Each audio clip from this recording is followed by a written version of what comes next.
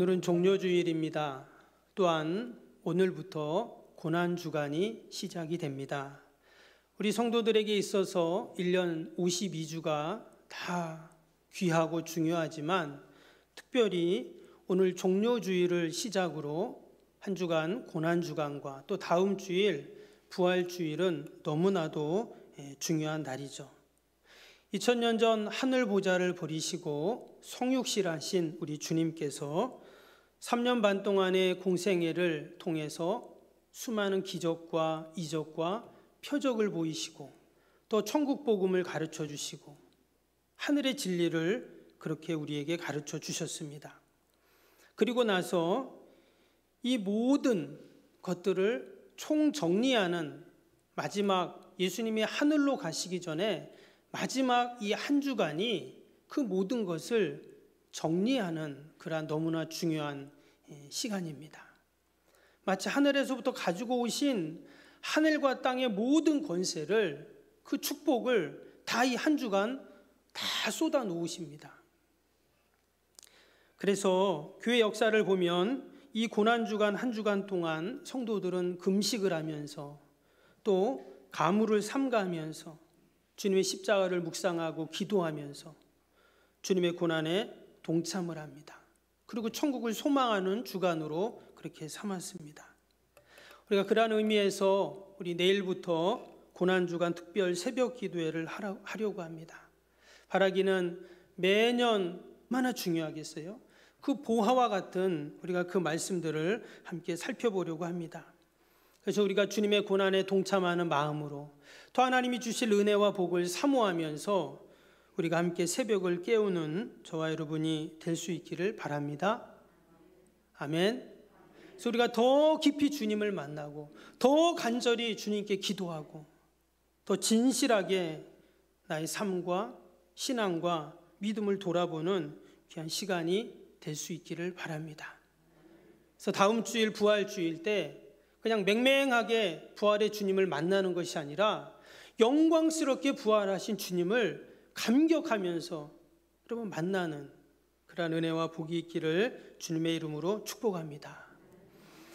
종료주일이라는 말은 예수님께서 예루살렘 성에 이제 십자가를 지기 위해서 입성하실 때 당시 백성들이 종려나무 가지를 꺾어서 예수님이 오시는 길을 막 환호를 했습니다. 오늘 말씀에도 그 말씀이 잠깐 나오죠. 호산나 호산나 다윗의 자손이요 하면서 막 찬양을 하는 그런 내용이 나옵니다. 그럼 사람들이 왜 이 종려나무 가지를 꺾어서 흔들었는가? 당시에 이 종려나무는 번영과 영광을 상징하는 나무인데요. 왕이 이웃나라 가서 전쟁에서 승리를 합니다. 그리고 막 돌아와요. 그때 백성들은 왕을 맞이할 때 막 왕을 환호하고 또 격려하고 축하하고 또 왕에게 충성을 다짐하는 마음으로 이 종려나무 가지를 막 흔들었다는 것입니다. 그래서 지금 백성들이 예수님이 예루살렘에 입성을 하잖아요. 근데 당시의 백성들은 그런 마음은 아니었지만 이 예수님이 예루살렘 입성할 때 그 절 말씀에 나귀 새끼를 예수께로 끌고 와서 자기들의 겉옷을 그 위에 얹어 놓음에 예수께서 타시니 했습니다. 사람들이 지금 열렬한 환호를 하고 있어요. 호산나 호산나 외치면서 찬양을 합니다. 근데 예수님은 어린 나귀를 타고 지금 예루살렘 성으로 들어가고 계시다는 거예요. 먼저 제자들에게 마을로 먼저 보냈습니다. 그래서 마을에 가면 어미 나귀와 새끼 나귀가 있는데 그 어린 나귀를 데리고 오라는 거예요. 혹시 주인이 왜 끌고 가냐 그러면 주께서 쓰시겠다 하라 이렇게 말하라는 거예요. 그 정말 가보니까 나귀가 있었죠. 그래서 나귀를 풀러가지고 올라오니까 사람들이 지금 뭐 하는 거냐고. 당연히 그렇잖아요. 남의 거를 가져가니까 말도 없이. 그랬더니 제자들이 예수님이 말씀하신 것처럼 주께서 쓰시겠다고 합니다 이게 말하니까 주인이 순순히 내주었습니다. 그래서 지금 나귀를 가져와서 그 나귀 등에다가 자기들의 겉옷을 벗어서 나귀 등에 얹히고 예수님이 지금 그 위에 올라타신 거죠. 우리가 이 말씀을 보면서 약간 의아한 생각이 듭니다.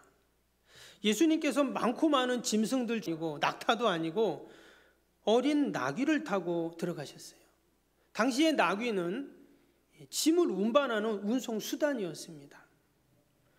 더욱이 지금 나귀 새끼라고 했어요. 어린 나귀라고 했습니다. 그리고 또 이 나귀는요, 사람이 한 번도 타보지 않은 나귀다 이렇게 되어 있어요.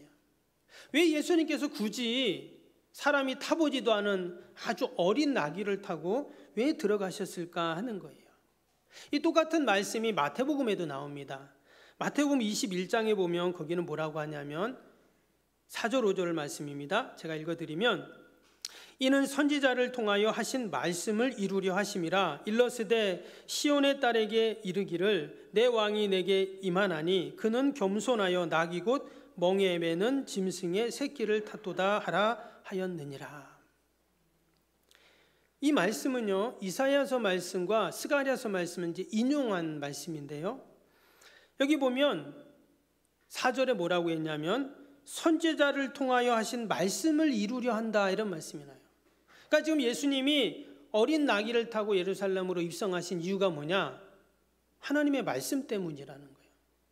구약의 선지자를 통해 하나님이 말씀하신 것을 이루기 위해서 멋진 준마를 타고 들어가셔야 되는데 그냥 어린 보잘것없는 나귀를 타고 들어가셨다는 거예요. 이처럼 예수님은 언제나 하나님 말씀이 중심이죠. 늘 말씀을 기억하시고 말씀대로 하나님 뜻대로 행하셨다는 거예요. 여러분, 예수님이라고 멋진 마차를 타고 들어가고 싶지 않았겠어요? 마지막인데.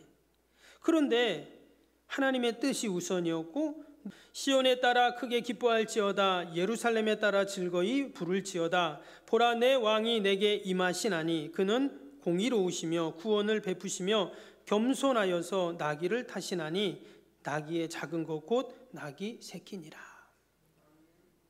지금 예수님께서 시온의 딸, 예루살렘 딸이라는 말은 이스라엘 백성들을 말하겠죠. 근데 그들이 예수님이 입성하실 때 막 환호를 한다 그랬습니다. 근데 그때 예수님은 겸손한 나귀를 타고 그렇게 들어가신다고 이제 말씀을 하셨어요. 다른 왕들처럼 백마나 준마 멋진 말을 타고 등잔하셔야 되는데 예수님은 나귀 새끼를 타셨다는 겁니다. 그리고 우리가 지금 나귀를 볼 수가 없죠. 동물원에나 가야 이렇게 지금은 볼 수가 있는데, 근데 제가 어렸을 때 생각해 보니까 시골이나 이런 데는 외곽에는 다른 짐승에 비해서 먹는 것은 적게 먹고 일은 많이 한다고 합니다. 그리고 말보다 가격이 싼 거예요. 그러니까 당연히 나귀는 서민들의 짐승 이렇게 여겼던 것이죠. 그래서 이 나귀는 평화의 상징이고 겸손의 상징이고 서민들의 짐승이었다는 것입니다. 지금 예수님이 나귀를 타고 예루살렘에 들어가셨습니다. 구약의 말씀을, 하나님의 말씀을 이루기 위해서, 또 겸손한 왕으로, 평화의 왕으로 오신다는 것을 온 세상에 알리시는 거죠. 근데 이 말씀을 더 깊이 묵상해 보면 여기엔 또 다른 하나님의 놀라운 뜻과 섭리가 담겨 있습니다. 지금 예수님이 어린 나귀를 타셨는데 말씀드린 것처럼 이 어린 나귀는요, 너무나도 보잘것없는 짐승이에요. 위에 2절 3절 다시 한번 보겠습니다. 2절 3절 보시면, 이르시되 너희는 맞은편 마을로 가라. 그리로 들어가면 곧 아직 아무도 타보지 않은 나귀 새끼가 매여 있는 것을 보리니 풀어 끌고 오라. 만일 누가 너희에게 왜 이렇게 하느냐 묻거든 주가 쓰시겠다 하라. 그리하면 즉시 이르러 보내리라 하시니. 지금 예수님이 나귀를 쓰시겠다 이렇게 말씀하셨어요. 지금 주인이 예수님 쓰십시오 이렇게 한 게 아니었습니다. 나귀도 저를 타세요 이게 아니었어요. 예수님이 어떻게 했다고요? 쓰시겠다 이렇게 말씀하셨다는 겁니다. 여러분, 동일하게 하나님이 우리를 부르실 때도 마찬가지입니다. 우리에게 어떤 사명을 주시고 또 때로는 우리가 희생도 하고 헌신도 하지만, 여러분, 하나님의 뜻 가운데 하나님 우리를 부르시고 또 하나님이 우리를 사용하시는 줄로 믿습니다. 내가 아무리 하나님께 쓰임 받고 싶다고 쓰이는 게 아니라 하나님이 전적으로 쓰신다는 거예요. 말을 타고 좀 이렇게 딱 들어가면 얼마나 멋있겠어요. 그렇죠? 근데 지금 예수님이 보면 어린 나귀를 탔습니다. 이건 마치 어른이 아이들 자장구, 세발 자장구를 탄 거와 똑같은 거예요. 나귀를 탔는데 예수님이 만약에 키가 크셨다면 발이 질질 끌릴 수도 있습니다. 그러면 나귀가 힘든 게 아니라 위에 탄 사람이 더 힘들잖아요. 그런데 왜 예수님이 이런 어린 나귀를 사용하셨는가? 여러분, 나귀는 말처럼 멋지지도 않죠? 사자처럼 힘이 센 것도 아닙니다. 사나운 것도 아니에요. 소처럼 힘이 센 것도 아닙니다. 또 길들여지지도 않았어요.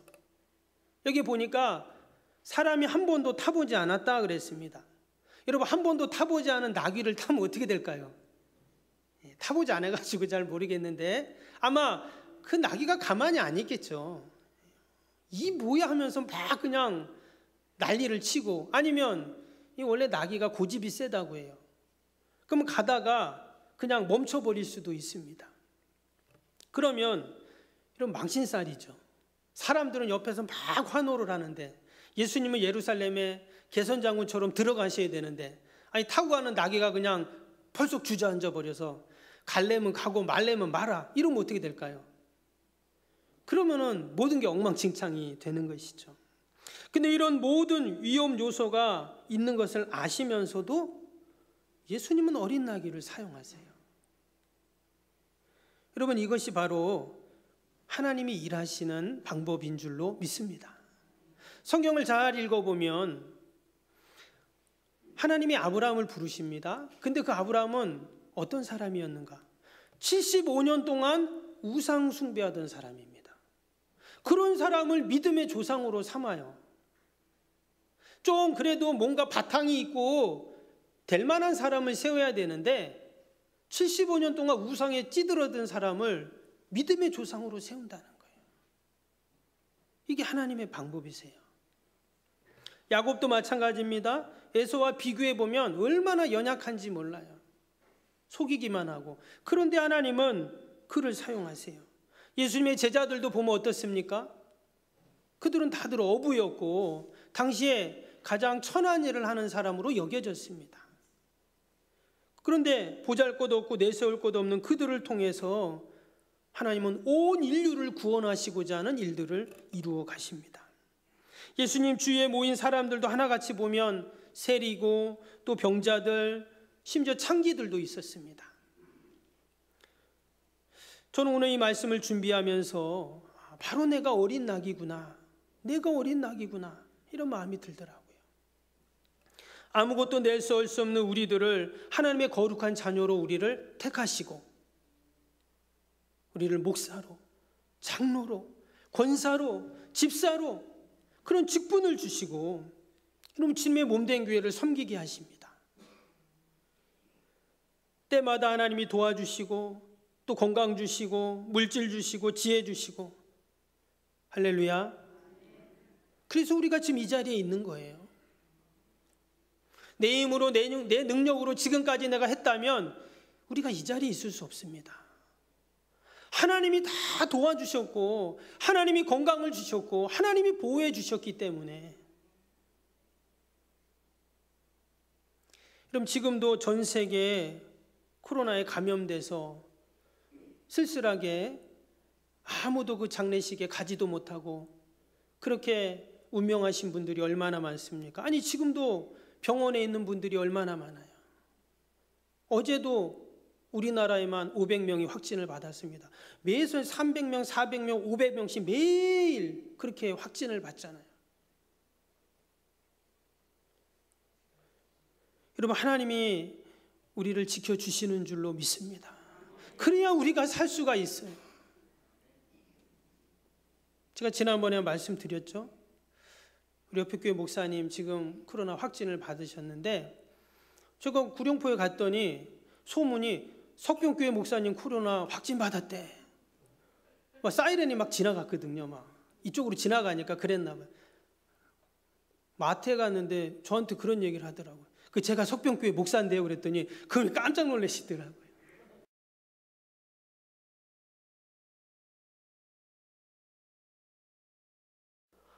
정말 내가 코로나에 확진되었다면 어떻게 될까? 그럼 성도들이 어떻게 될까? 교회는 어떻게 될까? 또 마찬가지입니다. 우리의 가족은 어떻게 될까? 우리 직장은 어떻게 될까? 여러분, 하나님이 우리를 지켜주시기에 우리가 지금 이렇게 있는 줄로 믿습니다. 예수님은 지금 너무나 보잘것없는 어린 나귀를 타셨습니다. 그랬더니 나귀가 어떻게 됩니까? 예수님께 쓰임을 받습니다. 출애굽기 34장에 보면 유월절과 무교절에 대한 말씀이 나오는데요. 특별히 거기에 보면 초태생에 대한 기록이 나옵니다. 그 말씀을 잠깐 읽어드리면 출애굽기 34장 19절 20절인데요.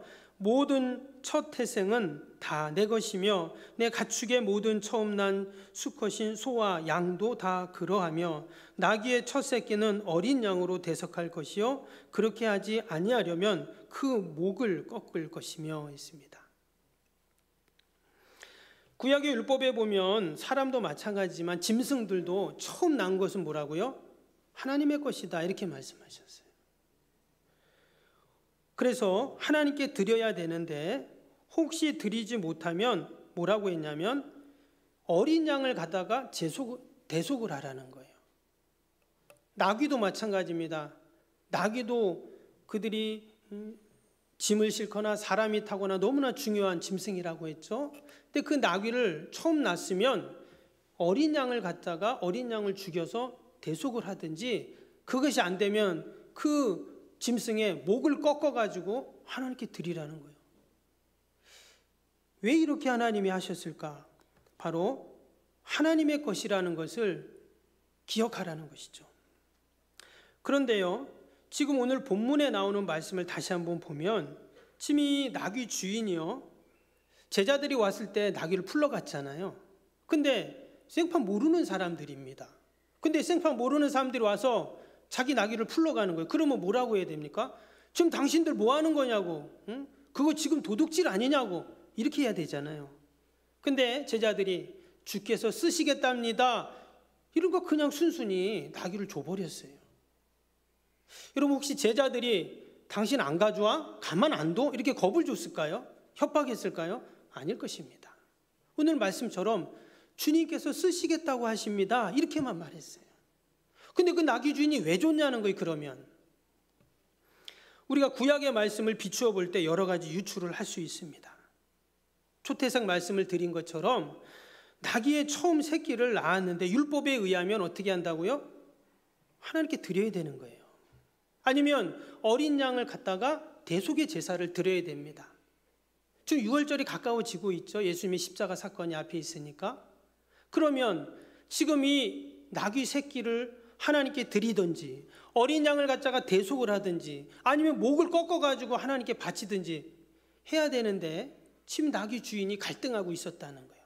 근데 그 순간 누군가가 와서 제자들이 와서 하나님이 쓰시겠다고 하는데요 하니까 그냥 순순히 내어줬다는 거예요. 근데 여러분, 이제부터 놀라운 기적이 일어나죠. 그렇게 해서 그 어린 양을 주님이 쓰시겠답니다 하고 내어드렸더니 어떤 일이 일어납니까? 그 나귀가 주님께 쓰임받는 나귀가 되었습니다. 더 나아가서 지금 주인은 어때요? 지금 마음이 찜찜하잖아요. 우리도 그럴 때 있잖아요. 드리려고 하니까 뭔가 좀 아깝고 안 드리려니 좀 마음이 찜찜하고 하긴 해야 되는데 피곤하고 힘들고 안 하자니 마음은 불편하고 그 때로는 물질일 수도 있고요. 시간일 수도 있고 그게 자녀일 수도 있고 내가 뭔가 해야 할 헌신일 수도 있습니다. 그런데 주님이 쓰시겠다 합니다 말을 듣는 순간 하나님의 뜻에 맡긴 것이죠. 그랬더니 어떤 일이 일어났다고요? 죽어야 할 그 어린 나귀가 쓰임받는 나귀가 된 거예요. 또 율법을 어겨서 마음이 힘들었던 그 나귀 주인도 자유함을 누리게 됩니다. 여러분, 주님께서 쓰신다고 할 때 우리가 온전히 드릴 수 있는 저와 여러분이 될 수 있기를 바랍니다. 아멘. 내 거를 주님께 드리면 내게 없어지는 것이 아니라 어떻게 됩니까? 오늘 말씀에 보니까 이 어린 나귀가 예수님께서 그 나귀를 타시는 순간 그 나귀는 예수님을 태운 나귀가 되었습니다. 지금 이 나귀는 한 번도 훈련도 받아보지 않았어요. 사람을 태워보지도 않았습니다.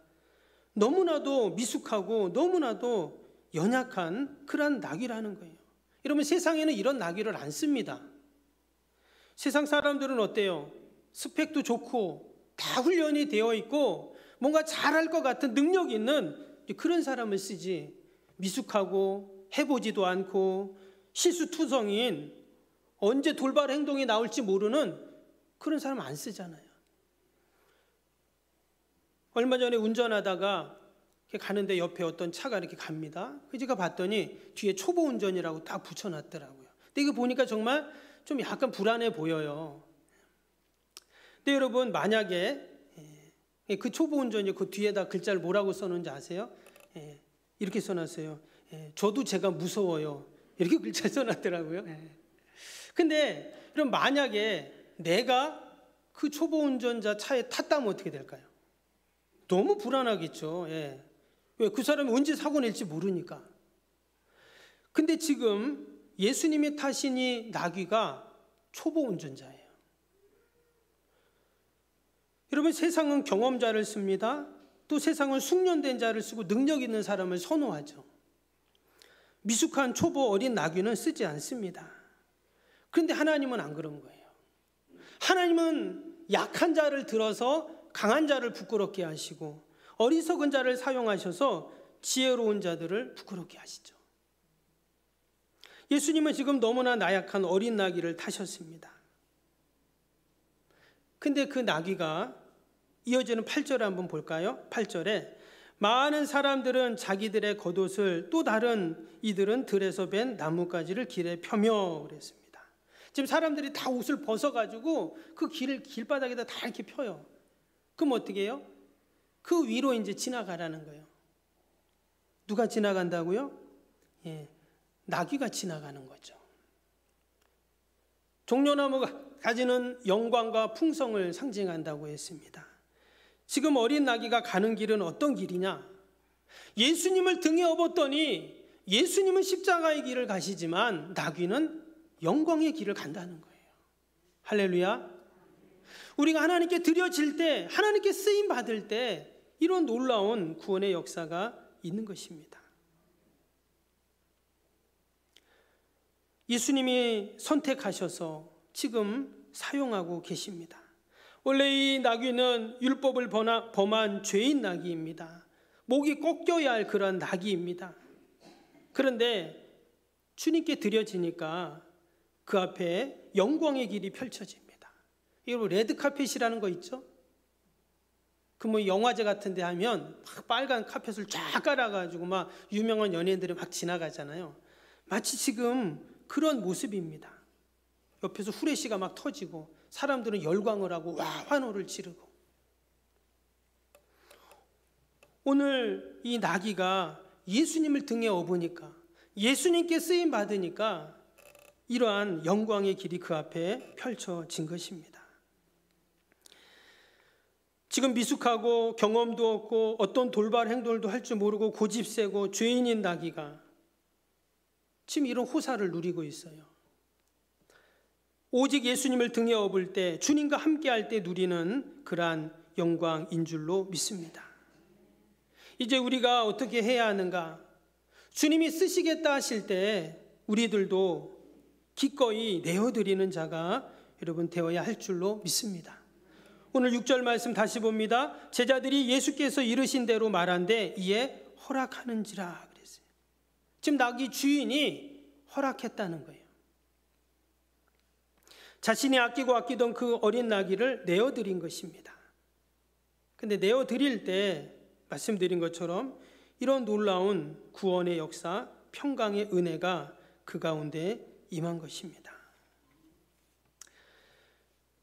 예수님도 겟세마네 동산에서 기도하실 때 예수님은 그 십자가의 길, 자신의 뜻을 다 내려놓아야 하는 그 십자가의 길을 예수님이 가셨습니다. 그런데 그것으로 끝나지 않았어요. 그 십자가의 길은 결국 승리의 길이었고 부활의 영광을 맞이하는 길이었다는 것입니다. 여러분, 마리아도 향유옥합을 예수님께 다 내어드렸어요. 그러나 그 향유옥합을 내어드렸을 때 그가 온 세상에 그 향기가 퍼지게 되는 것이죠. 아리마대 요셉은 한 번도 사용하지 않은 자기가 들어가야 할 무덤을 예수님께 내어드렸습니다. 그러나 그것이 바로 온 인류를 구원하실 예수님이 부활하시는 장소가 되었어요. 구레네 시몬은 예수님 십자가 지고 올라가실 때, 골고다 가실 때 억지로 그 십자가를 대신 지었던 사람입니다.